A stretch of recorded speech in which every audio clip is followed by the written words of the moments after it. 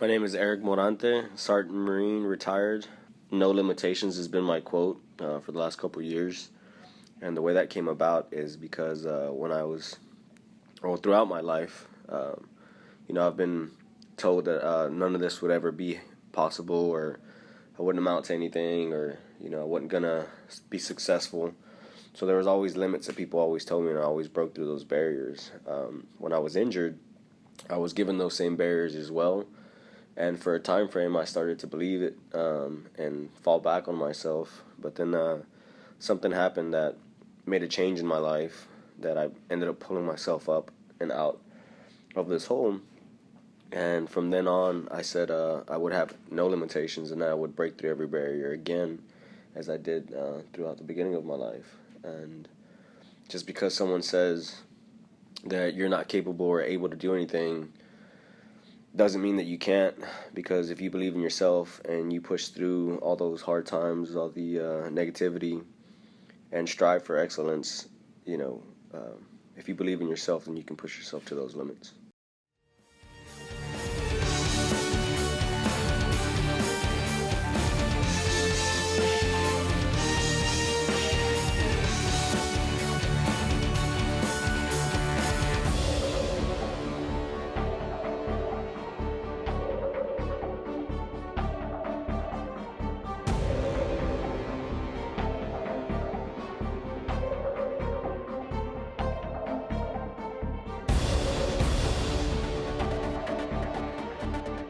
I met Eric back in last year at his last fight. I was really motivated with everything that he was going through, and I saw how he really did. He just inspired me. And from there, I reached out to him on Facebook, and we became friends, and I started training him. He's become a brother to me. He really inspires me and motivates me, and he's made me push myself better, and we've really grown as a friendship. Eric has really changed. His mindset has gotten even stronger. But physically he's changed a lot too. His conditioning went through the roof, physically and mentally, and he's just really evolved as a person.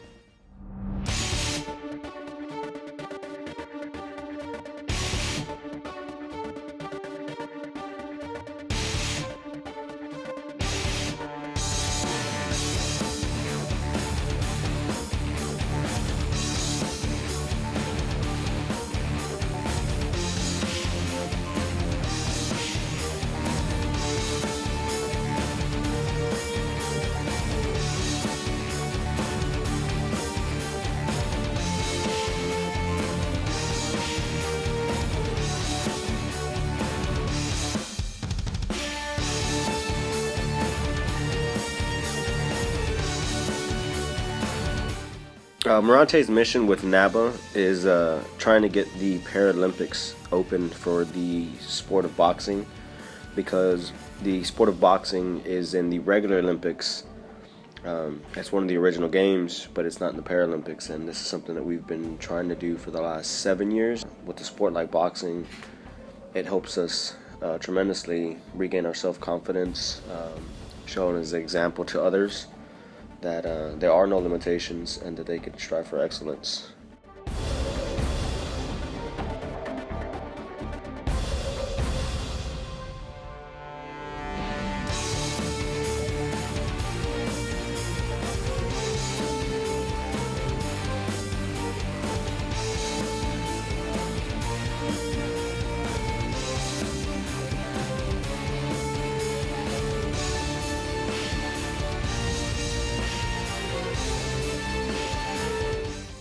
For this fight, I've been training for 6 months, but prior to, in the actual boxing world, I've been training since I was 15, and then once I lost my leg, I started training again with a prosthetic leg to help me in the boxing, but I could never get sanctioned or get the license to fight.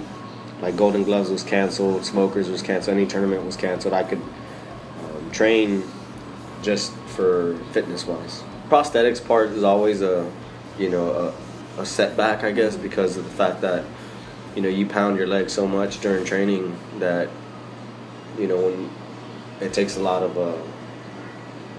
of you. Mm-hmm. So I've been having a lot of back problems and lower residual limb problems that I need to go to pain management or just make sure I take care of my leg properly because of all the exercise and work that you put into it. Is just, something you have to take care of. On my other foot, if and this happened to me once before, but I had busted my pinky one time, and just because of that pinky, my gait had completely changed.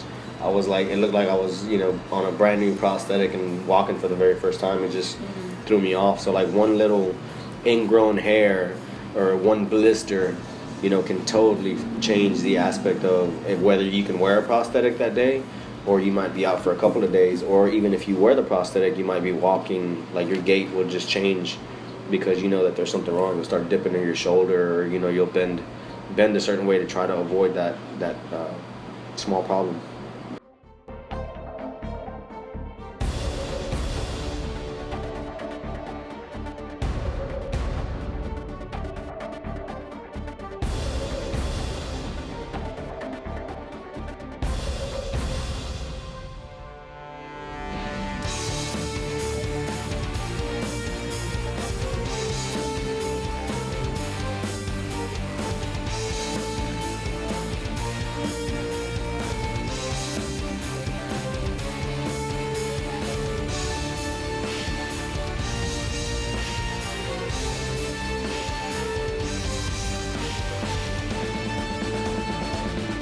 I knew who I was going to fight. His name was Kelly O'Quinn. He lost his leg in a motorcycle accident several years ago, and he's from Odessa, Texas.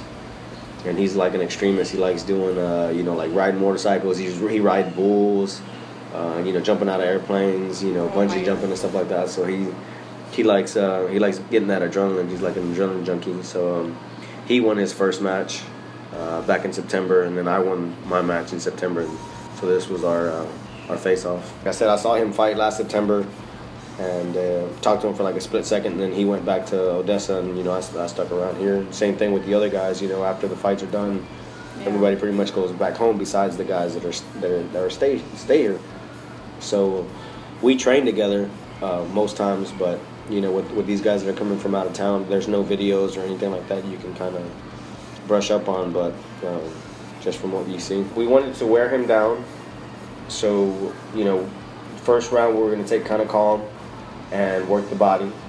And then, depending on the second round, how aggressive he was, because we knew he was going to come out aggressively. So we had trained to kind of be patient and take our time because, we had 3 rounds. I was pretty confident, but, I knew that he had the power and that he could hit very hard. So, we just kind of kept it calm. Stayed relaxed and looked for our openings, during the match. And once he busted my nose in the first round, and then right afterwards I came and busted his nose, and then I started to see him breathe out of his mouth, and I knew he was breathing heavily. So I was like, okay, we're gonna start working the body. And soon after that, it was pretty much the beginning of the end because he couldn't breathe properly anymore. So he was gassing himself out, and he started throwing punches that weren't connecting. So he was wearing himself down, and then after that, he just didn't have the fuel to go the 3 rounds. So even though that's still a short fight, but in those 6 minutes, somebody that's anxious and that wants to go out there within the first round and try to knock somebody out, you'll definitely gas yourself out because you're throwing all these crazy punches and you forget your composure and you start breathing different. In the corner, I was listening to Coach Al, and they kept telling me, keep pressure on him, don't let him breathe, don't let him get out of the corner. So at first it was kind of difficult because he moves so well. He's a below the knee amputee, and I'm an above, so it for me to take those steps to get closer to him, it took a while because he could swing at any time, and I didn't want to get caught too much because I didn't want the points, to add up on his side. And, they were yelling at me to wake up and, like get in the fight. But, I knew I had to stay calm and kind of wait for the opportune moment. And, we got one knockdown in the first round towards the end, and then the bell rang. And then round 2 came out, and we got 3 knockdowns on the second round, and they TKO'd it, they called it for the 3 knockdown rule. But I just think he was gassed, and he just couldn't continue. He took that last knee, and that was it. At first, like I said, I walked in there, and my heart was pumping, and I was nervous. And then once I got in there, and the crowd started going crazy, and that first knockdown came through, I was just so ecstatic. I was like, okay, this is it. Like he's ready for the takedown. And with the crowd chanting name and everything like that, and everybody just getting hyped, well, that just helped me push me forward. Winning this last fight meant a lot to me. We came out the game plan trying to get a technical knockout or a KO to establish our mark as the team. So we trained for 6 months, and we went out there and executed our game plan, and it worked.